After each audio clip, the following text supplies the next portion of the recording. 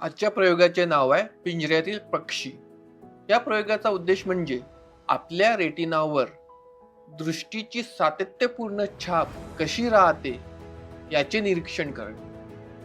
आता जाणून घेऊया या प्रयोगाचे तत्व. जेव्हा एखादी प्रतिमा डोळ्यातून प्रवेश करून रेटिनावर पडते तेव्हा तिची संवेदन क्षमता डोळ्यात काही क्षण टिकून राहते.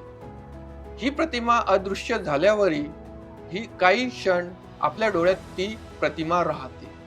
यालाच दृष्टीचा सातत्य भास असे म्हणतात. आता जाणून घेऊया या प्रयोगाला लागणारे साहित्य. ते म्हणजे एक धातूची रॉड, एक जाडसर पाईप, एक पातळ पाईप, 1 मीटर धागा, स्टिकर, स्टॉपर आणि कैची. चला मग आता प्रयोगाला सुरुवात करूया. सगळ्यात आधी आपले सर्व साहित्य टेबलवर या प्रकारे मांडून घ्यायचे.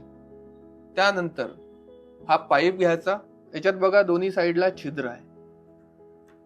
यामधून आपण हा 1 मीटर धागा टाकून घ्यायचा या प्रकारे आणि याचं हे टोक या धातूच्या रॉडला या साईडला बांधून घ्यायचं.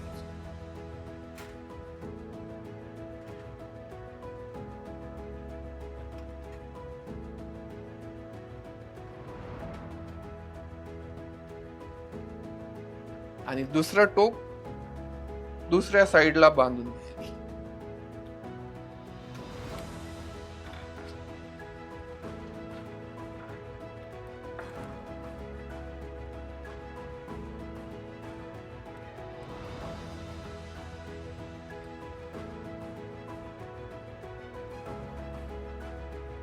या प्रकारे.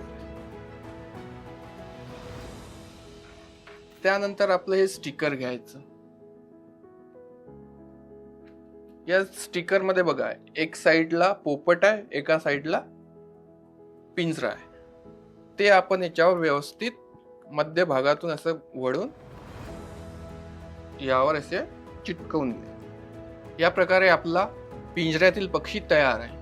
या मध्ये बघा एका साईडला पक्षी आहे, दुसऱ्या साईडला पिंजरा आहे. जेव्हा याला आपण गतीने फिरवू तर आपल्याला असं वाटेल की हा पक्षी पिंजऱ्यामध्येच आहे. इथेच आपल्याला एक तत्व समजते की दृष्टीचा सातत्य भास, म्हणजेच त्याला म्हणतात पर्सिस्टंट ऑफ विजन. आता इथे काय झालं, जेव्हा आपण हा रॉड हळूहळू घुमवतो तेव्हा पाहू शकतो की दोन्ही प्रतिमा आपण स्वतंत्रपणे पाहू शकतो. पण जेव्हा हेच आपण गतीने फिरवू तर आपल्याला असं वाटेल की हा पक्षी पिंजऱ्यातच आहे. याचं कारण असं की जेव्हा आपण गतीनं फिरवतो तेव्हा आपल्या डोळ्यामध्ये एक प्रतिमा तयार होते. ती प्रतिमा काही क्षण आपल्या डोळ्यामध्ये तशीच राहते, ती अदृश्य झाल्यावर सुद्धा. इथे तेच घडत आहे. ही प्रक्रिया एवढी गतीने होत आहे की आपल्याला असं वाटत आहे की हा पक्षी पिंजऱ्यामध्येच आहे. यातून आपण काय शिकलो? पहिलं शिकलो दृष्टीचा सातत्य भास. कोणती प्रतिमा आपल्या रेटिनावर काही क्षण राहते. दुसरा आहे दृष्टीभास.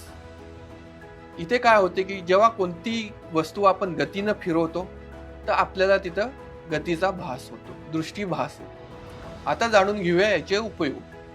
पहिला उपयोग याचा होतो चित्रपट आणि ॲनिमेशन मध्ये. दुसरा होतो शैक्षणिक मध्ये, पर्सिस्टंट ऑफ विजन म्हणजे दृष्टीचा सातत्य भास याचं प्रात्यक्षिक दाखवण्यासाठी. या प्रयोगासंदर्भात जर तुम्हाला काही प्रश्न असतील तर स्क्रीनवर दिलेल्या टोल फ्री नंबरवर संपर्क साधू शकता.